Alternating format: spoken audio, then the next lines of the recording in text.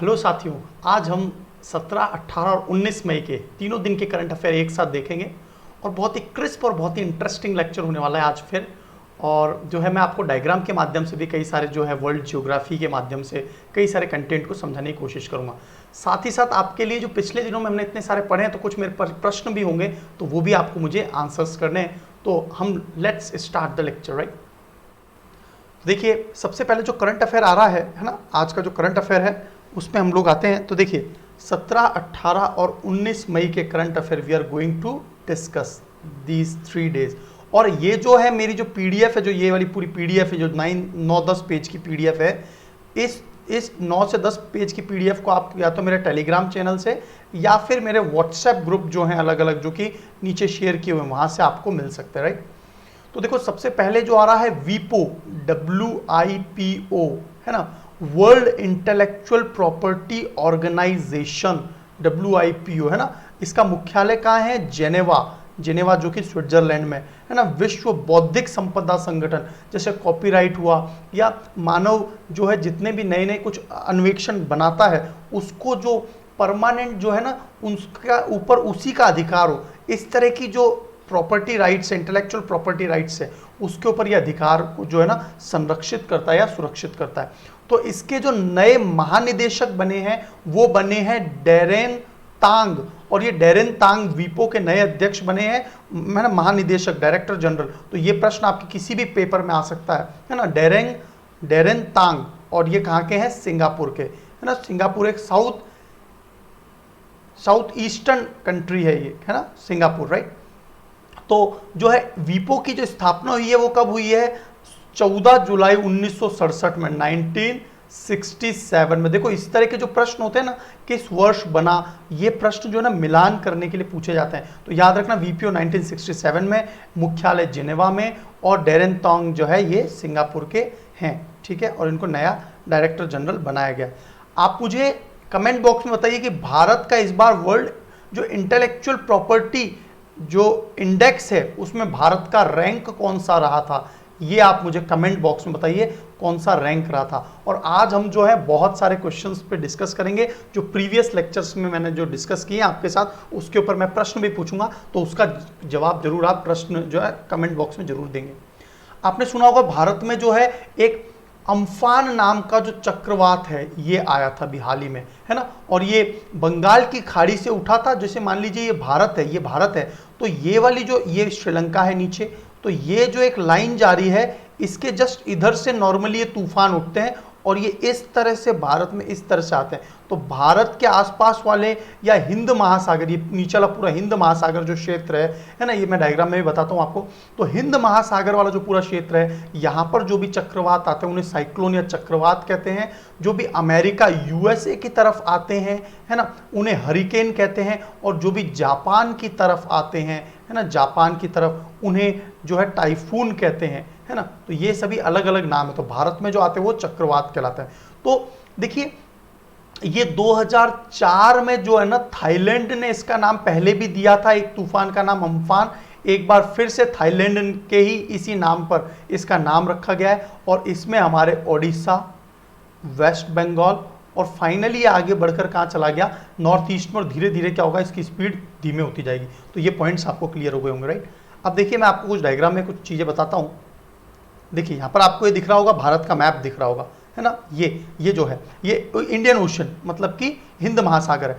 तो ये जो हिंद महासागर है यहाँ पर जो है, देखो ये जो लाइन है ना, ये लाइन इससे ऊपर जो 0 डिग्री है, इससे ऊपर यहाँ से नॉर्मली ये तूफान ऐसे जनरेट होते हैं इस तरह से, और है ना इस यहाँ पर, तो ये इस पूरे हिंद महासागर वाले क्षेत्र में ये तूफान जो है साइक्लोन जनरेट होते हैं राइट।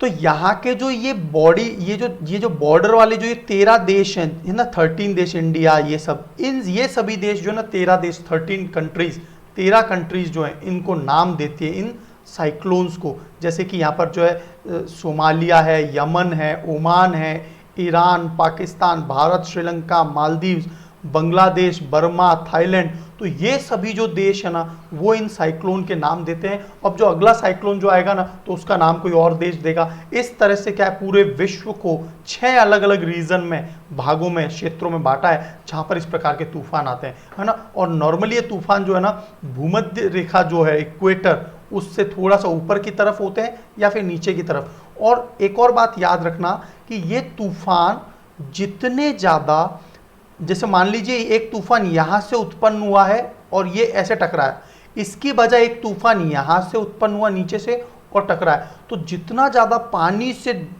जितना ज़्यादा वाटर बॉडी में ये ट्रैवल करता है, जैसे मान लीजिए ये वाला, इसने वाटर बॉडी में बहुत ज़्यादा ट्रैवल किया है, तो ये वाला तूफान बहुत ही ज़्यादा खतरनाक होगा इसकी बजाय जो पास से है।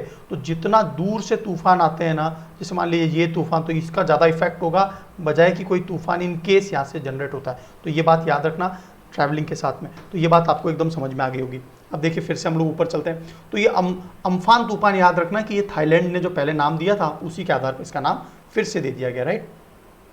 अभी जो हमारे यहाँ एक संगठन है भारत का, NRAI, NRAI का मतलब क्या है, national rifle association of India.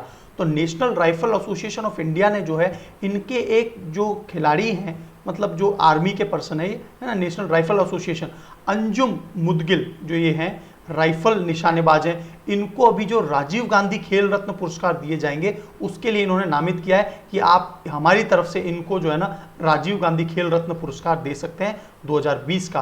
तो NRAI, National rifle association of India, Anjum Moudgil याद रखना, और राजीव गांधी खेल रत्न जो है ये भारत का सबसे बड़ा खेल का पुरस्कार है, ये जरूर एक याद रखेंगे।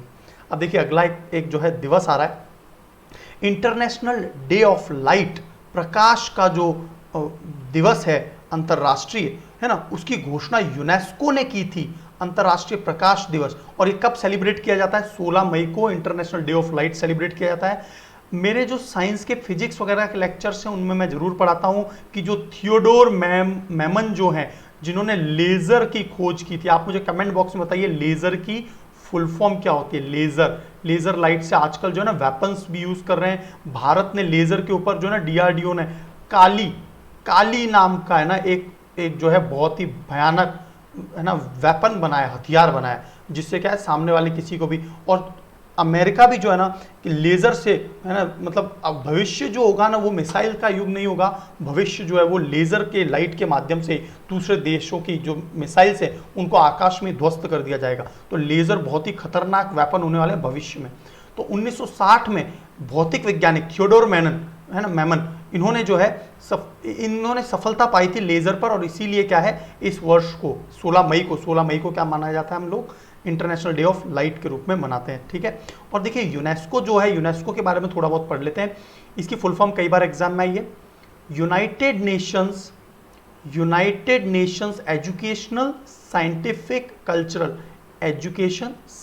एंड कल्चरल ऑर्गेनाइजेशन, संयुक्त राष्ट्र शैक्षिक, वैज्ञानिक और सांस्कृतिक संगठन। तो ये इसकी फुल फॉर्म है, ये कुछ याद रखेंगे पॉइंट।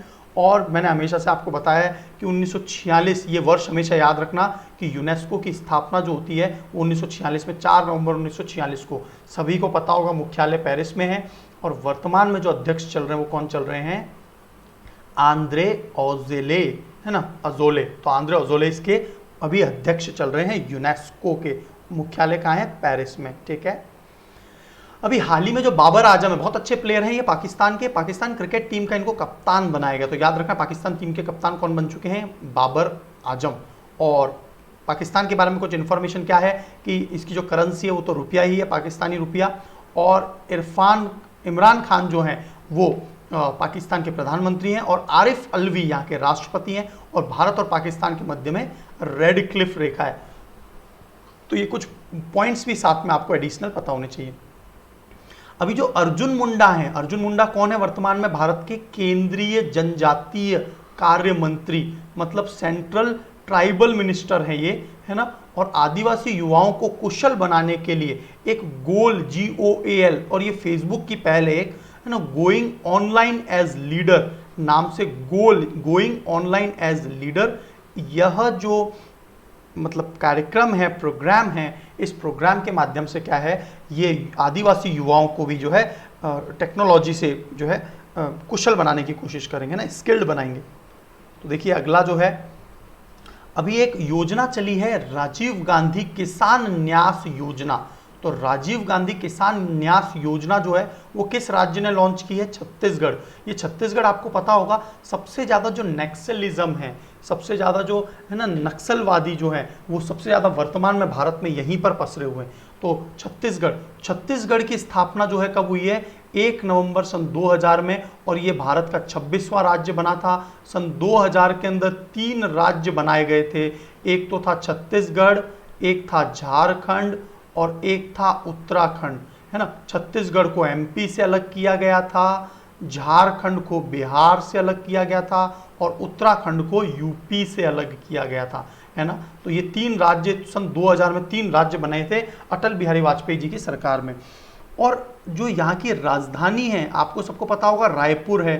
रायपुर का भी क्या है, नया रायपुर जो अभी जो एडवांस मॉडर्नाइज हो रहा है ना। और इसका नाम बदल के भी क्या रख दिया था? अटल नगर। तो याद रखना कि छत्तीसगढ़ की राजधानी कभी आपको नया रायपुर या रायपुर न दी जाए, अटल नगर दी जाए, तो ये भी नाम परिवर्तित किया गया अटल नगर, ठीक है। चीफ मिनिस्टर भूपेश बघेला चल रहे हैं, तो नाम से पता चल रहा होगा। यहाँ पर राजीव गांधी किसान न्यास योजना चलाई है, इसका मतलब यहाँ पर जो है बीजेपी की गवर्नमेंट तो हो भी नहीं सकती, क्योंकि राजीव गांधी का नाम की जो अनुशंसा करेंगे वो कौन करेंगे? कांग्रेस ही करेंगे। अटल बिहारी वाजपेयी जी का नाम लेते हैं तो वो बीजेपी। तो इस तरह से ये जो है ना गवर्नमेंट जो चल रही होती है तो वो नामकरण इस तरह से चेंज परिवर्तित करती रहती है। तो जो गवर्नर है अनुसुईया उइके, तो ये गवर्नर चल रही हैं गवर्नर चल रहे हैं ये अनुसुईया उइके। और 7 पड़ोसी राज्य हैं छत्तीसगढ़ के। असम के भी कितने पड़ोसी राज्य हैं? 7। सबसे ज्यादा पड़ोसी राज्य किसके हैं? 8 राज्य यूपी के प्लस 1 ये है न्यू दिल्ली, और 8 राज्य। तो सबसे ज्यादा राज्यों से सीमा कौन बना रहा है? हमारा उत्तर प्रदेश राज्य जो है। तो मध्य प्रदेश, उत्तर प्रदेश, झारखंड, ओडिशा, महाराष्ट्र साउथ में, तेलंगाना साउथ में और आंध्र प्रदेश, ये जो हैं राज्य ये छत्तीसगढ़ से सीमा बनाते हैं 7। और उसी प्रकार असम से भी 7 राज्य सीमा बनाते हैं। छत्तीसगढ़ के बारे में कुछ इंपॉर्टेंट इन्फॉर्मेशन देखिए, एडिशनल इन्फॉर्मेशन इसलिए जरूरी है ताकि आपको क्या है कोई ये करंट अफेयर हो तो उसके साथ में एडिशनल इन्फॉर्मेशन जो है ना ये भी आपको साथ में पता होनी चाहिए। तो 1 नवंबर सन 2000 में 26वां राज्य बना था छत्तीसगढ़। और यहाँ पर 2 इंपॉर्टेंट नेशनल पार्क जो है बहुत इंपॉर्टेंट है, अचानक मार नाम का और इंद्रावती नाम के 2 प्रमुख नेशनल पार्क जो है ये भी कहाँ पर स्थित हैं? छत्तीसगढ़ में, है ना। तो ये एडिशनल इन्फॉर्मेशन सीधे पेपर में ना जियोग्राफी में प्रश्न आते हैं। अचानक मार और इंद्रावती दोनों ही बहुत इंपॉर्टेंट नेशनल पार्क है, राइट। अब देखिए एक दिवस आ रहा है नेशनल, ये डेंगी पढ़ा जाता है, याद रखना इसको डेंगी पढ़ा जाता है। डेंगू मैंने लिख दिया क्योंकि आम भाषा में, लेकिन इसको पढ़ते क्या है हमेशा याद रखना, प्रोनाउंसिएशन डेंगी होता है इसका, डेंगी, है ना। हम लोग लिख देते हैं डेंगू, राइट। तो देखिए राष्ट्रीय डेंगू दिवस जो है वो 16 मई को मनाया जाता है ना। ये पॉइंट आपको क्लियर हो गया होगा।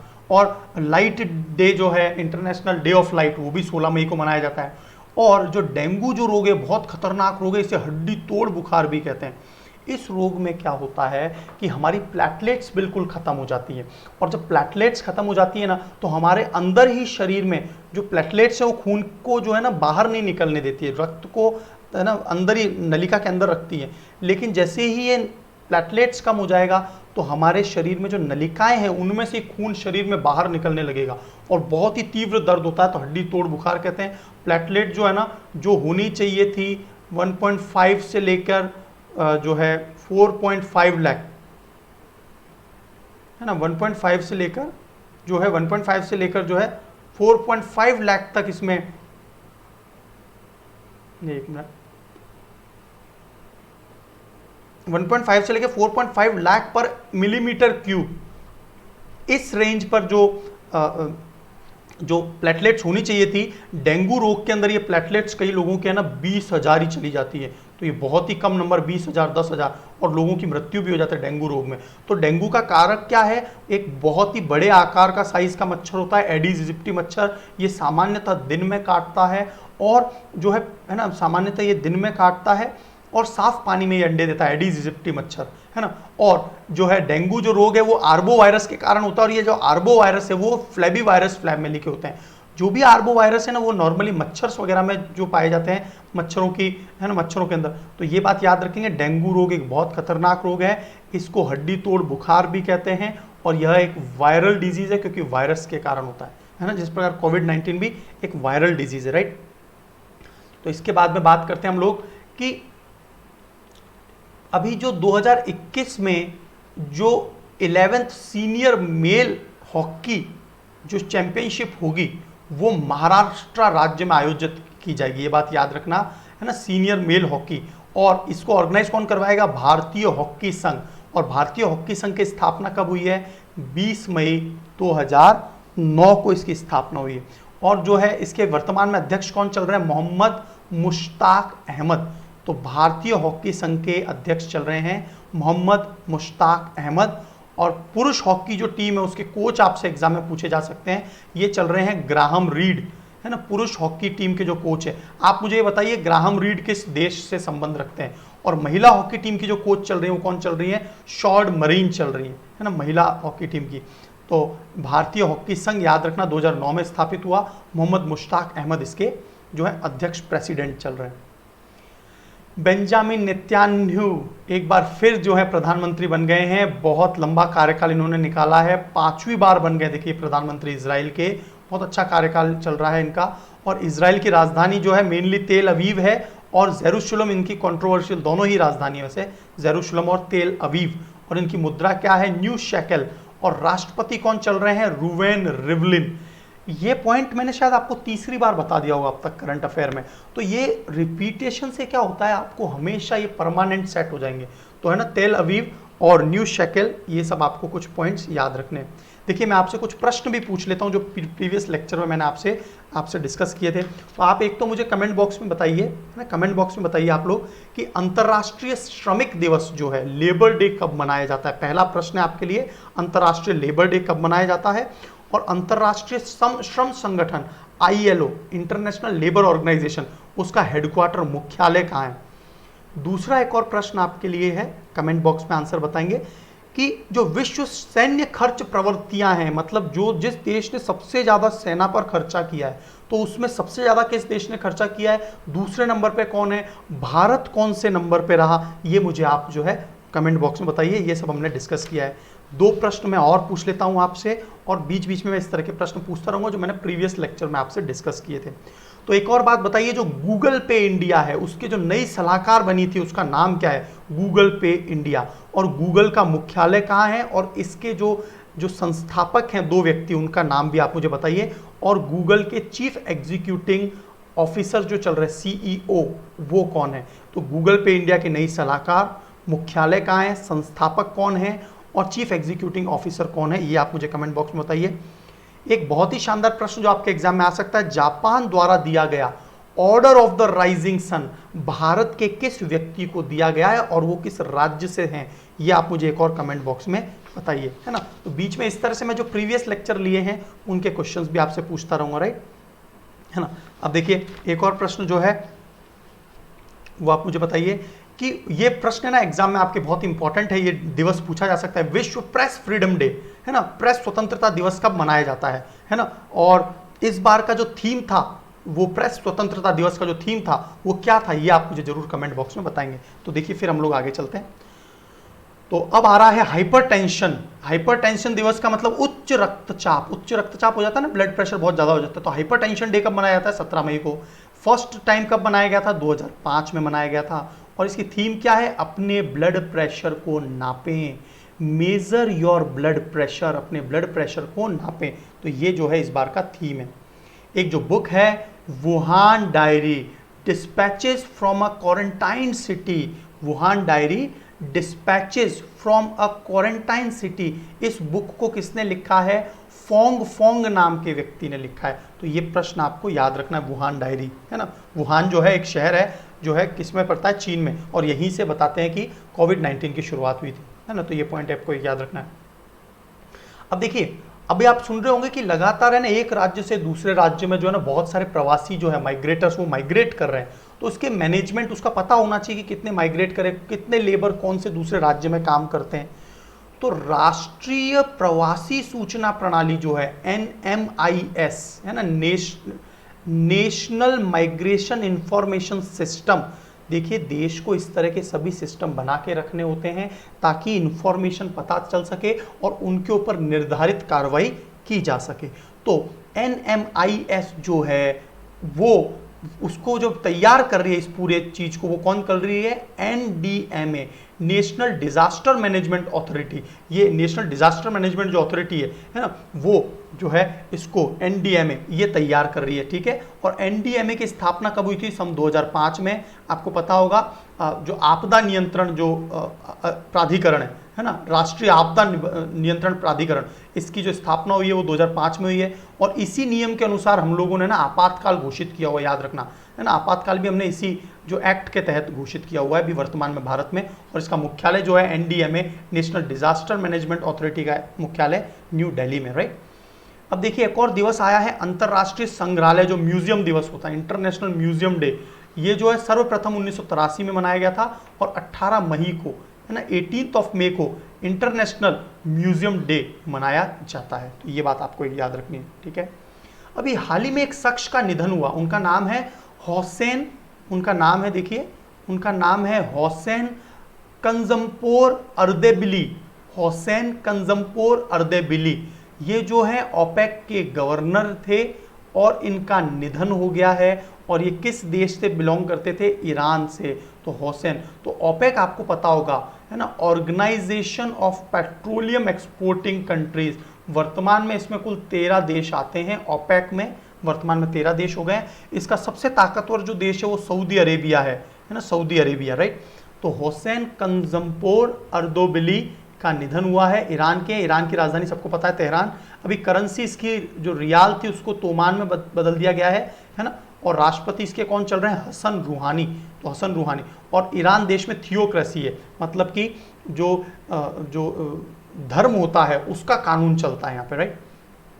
तो पेट्रोलियम निर्यातक देश संगठन, इसकी स्थापना कब की गई थी? सितंबर 1960 में। याद रखना 1960 में ही थियोडोर मैमन ने जो है लेज़र को भी खोजा था। लेज़र की फुल फॉर्म आपको कमेंट बॉक्स में बतानी है। और ओपेक की स्थापना भी 1960 में हुई है। मुख्यालय ऑस्ट्रिया जो कि एक यूरोपियन कंट्री है, उसकी राजधानी वियना में है। और अभी वर्तमान में सेक्रेटरी जनरल कौन चल रहे हैं? मोहम्मद बरकिंडो इसके जो है जनरल सेक्रेटरी चल रहे हैं। 13 देश वर्तमान में। अब देखिए मैं कुछ एडिशनल इंफॉर्मेशन आपको बताता हूँ। देखिए पिछले दिनों में क्या हुआ कि आपने सुना होगा कि जो है ना, पिछले दिनों में क्या हुआ, जो रशिया देश है ना, जो रूस देश है, पिछले दिनों में जो है, मैं माफ़ी चाहता हूँ, ये जो है थोड़ा सा प्रॉब्लम आ रहा है इसमें। चलो, तो पिछले दिनों में जो रशिया देश है उसने जो है तेल के दाम एकदम नीचे गिरा दिए थे। तो है ना, तेल के दामों को बहुत ज़्यादा नीचे गिरा दिया। तो सऊदी अरब को भी, जो सऊदी अरब मेन लीडर है किसका? ओपेक का, उसने भी तेल के दाम बहुत नीचे गिरा दिए थे। और इतने दाम नीचे गिर गए कि प्रति बैरल लीटर है ना, प्रति बैरल मतलब प्रति बैरल, एक बैरल में होते हैं 159 लीटर्स होते हैं, राइट। एक बैरल में 159 लीटर्स, ये क्रूड ऑयल को मापने का एक तरीका है। 159 लीटर्स होते हैं बैरल में। तो ये इतना नीचे आ गया था और भारत की बल्ले बल्ले हो गई थी, क्योंकि भारत को जो है ना पेट्रोल बहुत ज़्यादा आयात करना होता है, तो हमको बहुत ज़्यादा कम दाम देने पड़े थे। तो इस तरह से क्या होता है। और आजकल अमेरिका का ज़्यादा प्रभुत्व इसलिए नहीं है क्योंकि अमेरिका में है ना क्रूड ऑयल की बजाय उन्होंने एक और तरीका खोज लिया है। क्रूड ऑयल की बजाय वो जो है शेल गैस ऑयल भंडार पे काम करते हैं। वहाँ पर शेल जो है ना कुएं मिल गए हैं। शेल एक अलग प्रकार का है ना जो है ईंधन होता है। तो आजकल क्या है, अमेरिका इतना ज़्यादा जो है ना ओपेक कंट्री के अंदर जो है ना हस्तक्षेप नहीं करता है, राइट। अभी हाल ही में फेसबुक ने एक कंपनी का क्या कर लिया, अधिग्रहण कर लिया है ना। गिफी नाम की जो कंपनी है उसका एक्विजिशन कर लिया, ठीक है। गिफी नाम की कंपनी का एक्विजिशन किया। और फेसबुक जो है मार्क जुकरबर्ग, आप सभी को पता होगा, चीफ एग्जीक्यूटिव ऑफिस सॉरी ये तो गलत हो गया, संस्थापक हैं ये। मार्क जुकरबर्ग जो हैं इसके संस्थापक हैं, फेसबुक के संस्थापक हैं। और हेडक्वार्टर जो है इसका कैलिफोर्निया में। कैलिफोर्निया एक राज्य है अमेरिका में। और कैलिफोर्निया अकेले राज्य की जीडीपी है ना भारत से भी ज़्यादा है। मतलब आप समझ रहे हैं, यूएसए का एक राज्य जो है, अकेला राज्य कैलिफोर्निया, उसकी जीडीपी भारत पूरे भारत की जीडीपी से ज़्यादा है, ठीक है।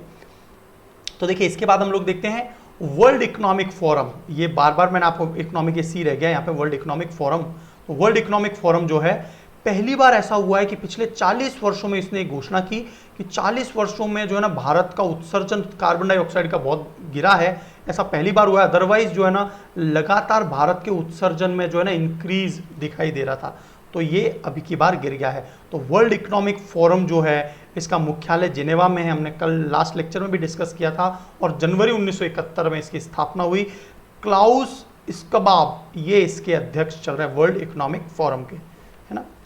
अब देखिए विश्व दूर संचार और सूचना समाज दिवस, तो ये जो है ना कौन मनाता है, ITU इंटरनेशनल टेलीकम्युनिकेशन यूनिट, और इसकी स्थापना बहुत पहले हो गई थी 1865 में। तो ITU इंटरनेशनल टेलीकम्युनिकेशन यूनिट है ना, दूर संचार जो यूनिट है, अंतर्राष्ट्रीय दूर संचार यूनिट, ये मनाता है। और कब मनाया जाता है ये, है ना, दूर संचार दिवस 17 मई को मनाया जाता है, ठीक है।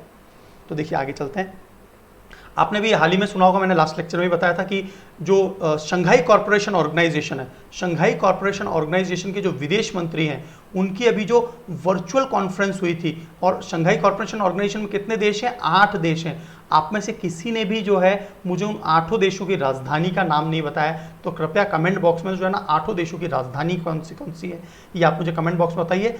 शंघाई कॉर्पोरेशन ऑर्गेनाइजेशन बहुत पावरफुल संगठन हो सकता है भविष्य में, और है ना, और ये जो है शंघाई कॉर्पोरेशन ऑर्गेनाइजेशन जो है ना नाटो को भी टक्कर दे सकता है। नाटो की फुल फॉर्म क्या है, नॉर्थ एटलांटिक ट्रेटी ऑर्गेनाइजेशन, है ना। और आपको मुझे इसका मुख्यालय बताना है। तो देखिए शंघाई कॉर्पोरेशन ऑर्गेनाइजेशन की जो मीटिंग हुई उसकी मेजबानी, जो होस्टिंग की है, वो किसने की है, रूस ने की है। आपको पता होगा लॉकडाउन 4.0 भी भारत में लागू हो गया है, और ये भी डिजास्टर मैनेजमेंट एक्ट के तहत लागू हुआ है। और 18 मई जो कि 2005 में मैंने भी थोड़ी देर पहले बताया था, 18 मई से 31 मई को चलेगा, और थोड़ा बहुत इसमें बहुत ज़्यादा भी खोल दिया गया है मार्केट को, और 2020 तक चलेगा ही। तो देखिए आगे जो है पॉइंट वो है चरण पादुका अभियान जो है मध्य प्रदेश की सरकार ने चलाया है। जो पैदल चल रहे हैं ना प्रवासी मजदूर जो एक राज्य से दूसरे राज्य में जा रहे हैं, तो उन्हें जूते चप्पल वितरित किए जा रहे हैं ताकि उनके पैर न जलें, क्योंकि कई भारत में बहुत ज़्यादा गरीबी है। ऐसा लगता है कि हम बहुत अच्छी ज़िंदगी जी रहे हैं, लेकिन ये गरीबी के चलते जो है सरकार को बहुत ज़्यादा मदद करनी होती है, राइट। तो हम लोग आगे चलते हैं। तो देखिए ये मैंने आपको बहुत अच्छे से समझा दिया था। इंडियन ओशन जो है ना, हिंद महासागर, है ना। अब देखिए कुछ अच्छे स्टूडेंट ने बहुत अच्छे आंसर्स दिए हैं, पार्टिसिपेशन कम हो रहा है, आप लोग जरूर ज़्यादा से ज़्यादा पार्टिसिपेशन करेंगे। वाडा जो है, मैंने आपको लास्ट लेक्चर में पूछा था, वर्ल्ड एंटी डोपिंग एजेंसी, तो ये वाडा है, इसका मुख्यालय कहाँ है, मॉन्ट्रियल में। और ओटावा जो है ये कनाडा की राजधानी है, लेकिन मॉन्ट्रियल में इसका मुख्यालय, किसका, वाडा का। जबकि नाडा जो था वो हमने पढ़ा था national anti doping agency, NADA sorry. तो नेशनल एंटी डोपिंग एजेंसी, इसका मुख्यालय कहाँ बताया था हमने, न्यू दिल्ली में इसका मुख्यालय हमने बात करी थी। और इसकी जो स्थापना की आवश्यकता बहुत जरूरी थी, क्योंकि इंटरनेशनल ओलंपिक कमेटी जो है जिसका मुख्यालय लुसाने में है ना, लुसाने स्विट्जरलैंड में, तो इसको बहुत ज़रूरत थी, क्योंकि जो खिलाड़ी हैं वो बहुत ज़्यादा डोप करके, है ना, डोपिंग करके अपने स्टेरॉइड्स लेके क्या करते थे, खेलों को जीत जाते थे। तो कई बार आपने सुना होगा, कई बार है ना खिलाड़ियों को प्रतिबंध लगता है 2, 4, 6 साल का। तो वर्तमान में इसके जो मुख्य हेड चल रहे हैं वो फाहे चल रहे हैं, वर्ल्ड एंटी डोपिंग एजेंसी के जो है ना। और ये जो है मॉन्ट्रियल में, याद रखना। जो मैंने आपसे पूछा था एक प्रश्न कि इंडियन रेलवेज उसके कुल कितने जोन हैं, तो ये 18 है। वेरी गुड, थैंक यू गुलशन मेहरा। शिव कुमार तो हमेशा अच्छा आंसर देते हैं, आप ऐसी तरह से पार्टिसिपेट करें। और शिव कुमार ने एक और अच्छा आंसर दिया है, और ये है झारखंड, छत्तीसगढ़ और उत्तराखंड। ये 2000 में 3 राज्य बने थे। और ये मेरे सर हैं गुरुवीर सर, बहुत ही अच्छा मोटिवेशनल लेक्चर लेते हैं, आप कभी भी इनके लेक्चर्स देख सकते हैं, मैं शेयर करता रहता हूँ इनके बारे में, है ना। तो ये बहुत ही अच्छे मोटिवेशनल स्पीकर हैं, और महेंद्रगढ़ से ही बिलोंग करते हैं। तो देखिए इसके बाद में कुछ जो है ना इंपॉर्टेंट जो अदर इन्फॉर्मेशन है, जो करंट अफेयर में नहीं बना पाया, तो उसके अतिरिक्त वाले सेक्शन हम लोग और देख लेते हैं, राइट, है ना। आपको लेक्चर लंबा तो नहीं लगता, यदि लेक्चर बहुत ज़्यादा लंबा रखता है तो जरूर आप मुझे कमेंट बॉक्स में बताएं। और आप में से कौन जो है ना पूरे लेक्चर देखता है ना, वो जरूर बताएं कि मैंने जो है आज पूरा लेक्चर देखा है, कंप्लीट लेक्चर देखा है ना। तो ये जरूर आप मुझे कमेंट बॉक्स में बताएं, और कभी भी लेक्चर देखें तो उसको अंत तक देखें, क्योंकि इसमें बहुत सारे अभी अदर इन्फॉर्मेशन आने वाली। तो देखिए भारत ने अभी सुना होगा आपने कि एक बहुत पावरफुल एक है ना इंजन बनाया है, 12,000 हॉर्स पावर का लोकोमोटिव इंजन बना है। तो ये कहां पर बना है, वैग 12 नाम का है, मधेपुर लोको फैक्ट्री जो है यहां पर बना है। तो ये वैश्विक के एलीट ग्रुप में शामिल हो गया इस तरह से। ये 12,000 हॉर्स पावर का बहुत पावरफुल इंजन हमने बनाया और ये रेलवेज में चलेगा, राइट। अभी जो है वेस्ट मैनेजमेंट के लिए भारत के किन शहरों को जो है ना कचरा मुक्त के संदर्भ में 5 स्टार रेटिंग दी गई है? तो क्या क्या नाम है? अंबिकापुर, राजकोट जो कि गुजरात में पड़ता है, सूरत गुजरात में पड़ता है, मैसूर है ना, और जो है इंदौर एमपी में, नवी मुंबई, इन सभी ने वेस्ट मैनेजमेंट में बहुत अच्छा काम किया, 5 स्टार रेटिंग इनको दी गई है। एक अगला पॉइंट आ रहा है, हाल ही में इंटरपोल आपको पता होगा, इंटरपोल का मुख्यालय लंदन में है और ये जो विश्व की पुलिस कहलाती है, दुनिया की जो पुलिस है वो इंटरपोल कहलाती है।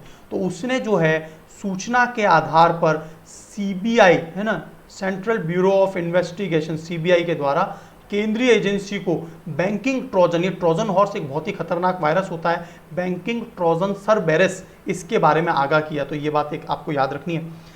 ये आपका जो क्वेश्चन है अब जो आ रहा है, ये एग्जाम के लिए बहुत ज़्यादा इंपॉर्टेंट हो सकता है कि नेपाल ने जो है ना, आजकल नेपाल चीन के बहुत ज़्यादा मतलब है ना, चीन के क्लोज होता जा रहा है, क्योंकि नेपाल के अंदर जो केपी ओली जो अभी चल रहे हैं प्रधानमंत्री, तो केपी ओली की जो कम्युनिस्ट सरकार है उसको बचाने में चीन ने बहुत बड़ा योगदान किया है वहाँ पर इंटरनल की राजनीति में, और इसलिए नेपाल जो है आजकल चीन के खेमे में या चीन के गोद में जाके बैठता जा रहा है। तो उसने अभी अपना एक नया मानचित्र लॉन्च किया जिसमें लिपुलेख, काला पानी और लिम्पियाधुरा ये जो जगह है उसने अपने क्षेत्र में बताई है। तो याद रखना है, काला पानी, लिपुलेख और ये तीनों जो है ना उत्तराखंड में, भारत के उत्तराखंड राज्य से संबंधित है, ये भारत का हिस्सा है ना। तो ये बात एक याद रखेंगे। तो देखिए अब जो है ना लगातार जो है ना चीन से जो कंपनीज है वो भारत में प्रवेश करती जा रही हैं। तो चीन के अंदर जो है ना एक कंपनी थी जर्मनी की, कासा एवर्स जिम, ये कंपनी जर्मन की फुटवेयर है और अब ये जो है ना ये भारत में आने की बात है। तो बहुत सारी कंपनीज अब भारत में निवेश करना चाह रही हैं, क्योंकि अमेरिका ने ट्रेड जो वार के चलते वहाँ पर बहुत सारी जो है ना प्रतिबंध लगा दिया अमेरिका के ऊपर। आपने सुना होगा एमएसएमई जो था, ये मैंने आपको पढ़ाया हुआ भी है, MSME, micro small and medium. तो जो मीडियम मध्यम वर्गीय जो है ना, पहले इनका जो रेंज होता था 20 करोड़ रुपए का होता था, अब इनके अंदर निवेश और कारोबार की वर्तमान सीमा 100 करोड़ तक बढ़ा दी गई है। तो ये पॉइंट कुछ आपको याद रखने हैं। कुछ पॉइंट्स मैं आपको नहीं पढ़ाऊंगा जो इंपॉर्टेंट नहीं है, मैं इंपॉर्टेंट पे बात कर लेता हूँ। एम्फन तूफान जो है सुपर साइक्लोन जो कि है ना 220 किलोमीटर से ऊपर होते हैं ना, वो सुपर साइक्लोन कहलाता है, 200 या 220 किलोमीटर प्रति घंटे की स्पीड से। लेकिन एम्फन जब टकराया ना तो वो इतनी स्पीड से नहीं था, वो 120 किलोमीटर प्रति घंटे की स्पीड से था। तो इसको एक्चुअल में सुपर साइक्लोन नहीं कह सकते, है ना। तो सुपर साइक्लोन जो है ना, साइक्लोन की 5 अलग अलग रेंज बनाई जाती है, ठीक है। तो देखिए रस्किन बॉन्ड जो है, ये बहुत ही अच्छे लेखक है रस्किन बॉन्ड, इनके मेरे को 2-4 पुस्तकों के नाम जरूर कमेंट बॉक्स में बताइए। होप ऑन का मतलब आशा करना, होप ऑन माई एडवेंचर्स, मेरे जो भी है ना, मैं एडवेंचर करता हूँ, जो साहसिक कार्य करता हूँ बोट्स पे, ट्रेन्स पे और प्लेन्स पे, उनके बारे में इन्होंने अपनी एक पुस्तक निकाली है, रस्किन बॉन्ड की पुस्तक है। तो ये कुछ क्वेश्चंस आपको याद रखने। देखिए कुछ प्रश्न जो है आपको हो सकता है कि कई बार आप पढ़ते ना हो, लेकिन ये बहुत ही इंपॉर्टेंट ऑर्गेनाइजेशन है और ये आपको किसी भी पेपर में पूछा जा सकता है। इसकी फुल फॉर्म है रीजनल कॉर्पोरेशन इकोनॉमिक पार्टनरशिप। इसकी फुल फॉर्म क्या है? Regional corporation economic partnership. तो ये जो है ना एक क्षेत्रीय संगठन है जिसमें जितने भी आसियान देश हैं, आसियान में कुल कितने देश हैं? 10, उसके अलावा इसमें 6 देश और शामिल है। कौन कौन से? ऑस्ट्रेलिया, चीन, जापान, न्यूजीलैंड, दक्षिणी कोरिया और इंडिया। लेकिन इंडिया ने जो है ना आरसीईपी से अपने आप को अलग कर लिया था, और पिछले दिनों में क्योंकि आरसीईपी भारत की कुछ बातों को मानने को तैयार नहीं था, तो भारत को पुनः शामिल करने की चर्चा में भारत ने अपने आप को अलग कर लिया था, क्योंकि भारत जो है ना अपनी जो बातें रखना चाह रहा था कि फार्मास्यूटिकल में हमें ये मांग पूरी होनी चाहिए, हमें ये क्षेत्र दिए जाने चाहिए, इसमें हम लोग है ना जो है काम कर सकें। लेकिन जो है ना RCEP, regional corporation economic partnership जो है ना, इन्होंने मना कर दिया था। तो फाइनली भारत इससे बाहर है। तो इसमें कुल देश कितने हैं वर्तमान में? 15 भारत बाहर है, और आसियान के 10 देश और ऑस्ट्रेलिया, चीन, जापान, न्यूजीलैंड और दक्षिणी कोरिया इसका हिस्सा है। तो ये पॉइंट आप याद रखना। जयंती दिवस चर्चा में रहा। जयंती दिवस, तो जयंती दिवस क्यों चर्चा में रहा? क्योंकि इस समय क्या है, भारत के निर्विरोध निर्वाचित एकमात्र राष्ट्रपति कौन रहे हैं? नीलम संजीव रेड्डी, एन संजीवा रेड्डी भी बोलते हैं इनको, वही एन मतलब नीलम, तो नीलम संजीवा रेड्डी, तो ये जो है निर्विरोध चुने गए थे। तो ये कुछ पॉइंट्स आपको याद रखने। देखिए आगे देखते हैं हम लोग कुछ इंपॉर्टेंट जो सेक्शन है। तो आपको ये पता ही चल गया कि बेंजामिन नेतन्याहू फिर से एक बार जो है इजराइल के जो है पीएम बन चुके हैं, और ये किस पार्टी से बिलोंग करते हैं, लिकुड पार्टी से बिलोंग करते हैं। 18 मई 1974 याद रखना है आपको, स्माइलिंग बुद्धा, जो इंदिरा गांधी जी ने जो है ना प्रथम परमाणु परीक्षण किया था। बहुत ही इंपॉर्टेंट क्वेश्चन हो सकता है एग्जाम के लिए, है ना। विश्व स्वास्थ्य संगठन ने जो है चीन की भूमिका को जांच के लिए प्रस्ताव फाइनली रख दिया है, और जो है विश्व स्वास्थ्य संगठन, World Health Organization, 1948 Geneva Switzerland में इसका मुख्यालय है। अभी जो वर्ल्ड हेल्थ असेंबली जो है उसके जो चेयरमैन बनाए गए हैं, है ना, एक वर्ष के लिए, वो किसे बनाया गया है, एक वर्ष के लिए चेयरमैन हमारे डॉक्टर हर्षवर्धन सिंह को बनाया गया है। इससे पहले जापान के पास एक वर्ष के लिए चेयरमैनशिप थी, राइट। तो ये कुछ पॉइंट्स आपको साथ में एडिशनली याद रखने हैं। अम्फान की उत्पत्ति आपको पता ही है, बे ऑफ बंगाल में हुई थी, और थाईलैंड ने इसका नाम दिया था, ठीक है, नामकरण थाईलैंड ने दिया था। बहुत इंपॉर्टेंट क्वेश्चन हो सकता है। स्टीरिन नाम की जो गैस है वो एलजी पॉलीमर्स जो है इससे रिलीज हुई थी विशाखापट्टनम में, है ना। तो ये स्टीरिन गैस आपको पता होगा, अभी हाल ही में विशाखापट्टनम वाइजैक जो है जो कि आंध्र प्रदेश में पड़ता है ना। आपको ये पता होना चाहिए, आर्थर नाम का एक और तूफान आया था। अमेरिका में जो तूफान आते हैं उन्हें हरिकेन कहते हैं, याद रखना, और जापान में जो तूफान आते हैं उनको टाइफून कहते हैं। तो आर्थर नाम का जो तूफान है वो अमेरिका कैरोलिन प्रांत में आया था, आर्थर, ये बात जरूर याद रखेंगे। स्वयं एक पोर्टल है, यहाँ से आप लोग जो है ना बहुत सारी चीज़ें सीख सकते हो। भारत सरकार ने इसको ऑनलाइन शैक्षणिक गतिविधियों के लिए लॉन्च कर रखा है। 9वीं से लेकर और स्नातकोत्तर मतलब कि मास्टर डिग्री तक आप जो है ना एकीकृत इंटीग्रेटेड ऑनलाइन मंच है, यहाँ से आप बहुत सारी चीज़ें स्वयं पोर्टल से, बहुत ही अच्छा पोर्टल है भारत सरकार का, है ना, एचआरडी मिनिस्ट्री ने बनाया है ये, तो ये बात याद रखेंगे। और एक राष्ट्र एक डिजिटल प्लेटफॉर्म, ये प्रश्न आपके एग्जाम में आ सकता है, एक राष्ट्र एक डिजिटल प्लेटफॉर्म, तो ये किससे रिलेटेड है, दीक्षा पोर्टल, और यहाँ पर इलेक्ट्रॉनिक सामग्री मतलब आइटम मिलेंगे, और यहाँ से आप स्कूली शिक्षा वगैरह से आप पढ़ सकते हैं। तो ये बात पता ही होगी आपको। सीबीएसई के जो अभी नए जो हेड बने हैं, जो उनका नाम बताइए मुझे, है ना, सीबीएसई के जो नए हेड बने। और देखिए ये बहुत ही इंपॉर्टेंट क्वेश्चन हो सकता है कि चीन जो है आपको पता होगा, हांगकांग जो है एक चीन का स्वायत्त क्षेत्र है। जैसे पहले जम्मू कश्मीर हुआ करता था, एक तरह से उसको ऑटोक्रेसी दे रखी थी भारत ने, अब तो वो हमारा यूनियन टेरिटरी बन चुका है, यूटीज बन चुके हैं दोनों, लद्दाख और जम्मू एंड कश्मीर। तो हांगकांग को जो है ना, हांगकांग पहले ब्रिटिश का उपनिवेश था, फाइनली क्या हुआ 1997 में, 1997 में ब्रिटेन ने जो है इसको स्वतंत्रता दे दी थी, और चीन ने फिर क्या करा, इसको चीन ने अपने कंट्रोल में, कब्जे में ले लिया था। तो चीन राष्ट्रगान के गतिरोध में चर्चा में आए हांगकांग, तो हांगकांग किसका उपनिवेश था, ब्रिटेन का, और कब स्वतंत्र हुआ ये ब्रिटेन से, 1997 में। तो ये बात याद रखना। तो कुछ चुनिंदा 2-4 पॉइंट्स और रह गए हैं, लास्ट कुछ पॉइंट्स रह गए, उस पर और चर्चा कर लेते हैं। कुछ पॉइंट्स आप अपने आप भी पढ़ लेना, ये मैं आपको सारे के सारे जो है ना, ये सभी पॉइंट्स जो है मैं आपको वहाँ भी दे देता हूँ जो है टेलीग्राम ग्रुप वगैरह में। तो इसमें जो एक आध जो पॉइंट जो इंपॉर्टेंट है वो और देख लेते हैं। तो ये वाली बात जो है लिम्पियाधुरा, लिपुलेख और काला पानी जरूर याद रखना, भारत और नेपाली जरूर किसी न किसी पेपर में आएगा।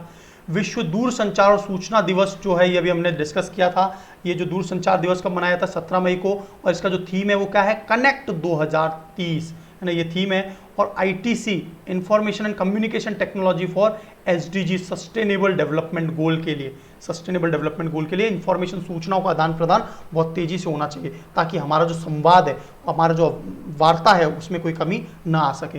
तो विश्व दूर संचार जो है ना, तो इस तरह से ITU, तो ITU की स्थापना 1865 में जेनेवा स्विट्जरलैंड में। तो ये बात आपको याद रखनी है। इंटरनेशनल टेलीकम्युनिकेशन यूनिट, अंतर्राष्ट्रीय दूर संचार यूनिट जो है, इसका जो मुख्यालय वो जेनेवा में 1865 में स्थापित हुआ है। किसी भी पेपर में ये आ सकता है। और हाल ही में मनरेगा को अभी 40,000 करोड़ और आवंटित किए, और इसके बाद में ना प्रत्येक ग्रामीण को, अब प्रत्येक ग्रामीण का टर्म आ गया, प्रत्येक ग्रामीण को वित्तीय वर्ष में न्यूनतम जो है ना 100 दिन का कामकाज जरूर देना होगा। तो इस तरह के प्रश्न आप जरूर याद रखेंगे। और बाकी रिवीजन के लिए आप क्या कर सकते हैं, मेरे करंट अफेयर्स की जो PDF है वो आप मुझे पर्सनली मैसेज करके, मेरा नंबर जो है आपको डिस्क्रिप्शन बॉक्स जो नीचे दे रखा है वहाँ पर मेरा नंबर दिया हुआ है 7056545820, वहाँ पर आप मुझसे पर्सनली भी जो है ना जो है व्हाट्सएप करके मुझसे ले सकते हैं। तो कुछ और प्रश्न जो हैं वो जो एग्ज़ाम में आपके आ सकते हैं, है ना, उनके बारे में और चर्चा कर लेते हैं। देखिए, आप मुझे एक क्वेश्चन जरूर बताएंगे, महात्मा ज्योतिबा फुले जन आरोग्य योजना, महात्मा ज्योतिबा फुले जन आरोग्य योजना कौन से राज्य ने लॉन्च की थी, है ना, महात्मा ज्योतिबा फुले जन आरोग्य योजना। और एक और इंपॉर्टेंट क्वेश्चन कि इंटरनेशनल मिडवाइफ्स डे कब सेलिब्रेट किया जाता है, ये मई में ही होता है इंटरनेशनल मिडवाइफ्स डे, जो नर्स वाला जो डे है वो कब सेलिब्रेट किया जाता है, ये आप मुझे कमेंट बॉक्स में बताएंगे। और 4 प्रश्नों के आंसर भी आप मुझे कमेंट बॉक्स में बताइए। वर्तमान में नौसेना के अध्यक्ष, थल सेना के अध्यक्ष, वायुसेना के अध्यक्ष और नेशनल सिक्योरिटी गार्ड के अध्यक्ष कौन चल रहे हैं, है ना, थल सेना, जल सेना, वायुसेना और एनएसजी नेशनल सिक्योरिटी गार्ड्स के अध्यक्ष कौन चल रहे हैं, एनएसजी के, है ना। और इसके अलावा एक लास्ट पॉइंट कि जो बैडमिंटन वर्ल्ड फेडरेशन का मुख्यालय कहाँ है। ये जितने भी प्रश्न पूछे ये सब मैं आपको पढ़ा चुका हूँ। और आप मुझे कमेंट बॉक्स में जरूर बताइए कि आप लास्ट तक लेक्चर देखते हैं क्या। आप में से जो लास्ट तक लेक्चर देखते हैं वो अपना नाम जरूर लिखें। So wish you all the best, God bless you all.